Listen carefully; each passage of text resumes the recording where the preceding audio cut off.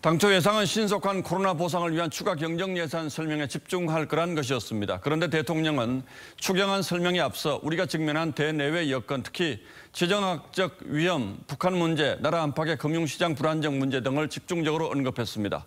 결과적으로는 야당도 동의하는 코로나 보상 문제보다 대한민국이 직면한 안보 문제에 더 방점을 둔 연설이 되었습니다. 이 과정에서 앞으로 펼쳐갈 외교 정책의 방향도 자연스럽게 제시됐고, 북한에 대해서는 일단 코로나 지원을 강조했습니다. 이어서 홍현주 기자가 보도하겠습니다. 제가 취임한 지 이틀 뒤 윤 대통령은 북한이 올 들어 16번 도발했다며 안보 현실이 엄중해지고 있다고 했습니다.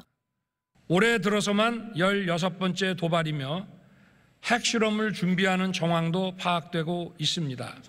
하지만 대북 제재는 언급하지 않고 북한에 대한 인도적 지원을 강조했습니다. 북한 당국이 호응한다면 코로나 백신을 포함한 의약품, 의료기구, 보건 인력 등 필요한 지원을 아끼지 않겠습니다. 보건 인력이 파견된다면 지난 2016년 개성공단 폐쇄 이후 6년 만에 우리 인력이 북한에 가게 됩니다. 하지만 북한의 반응은 시큰둥합니다.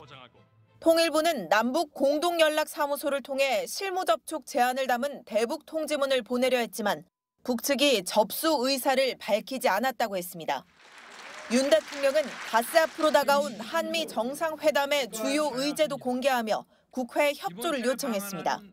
바이든 대통령과 인도 태평양 경제 프레임워크를 통한 글로벌 공급망 협력 강화 방안을 논의할 것입니다. IPEF는 중국 견제를 위한 경제협력체로 다음 주 바이든 미 대통령의 방일 기간에 공식 출범이 유력합니다.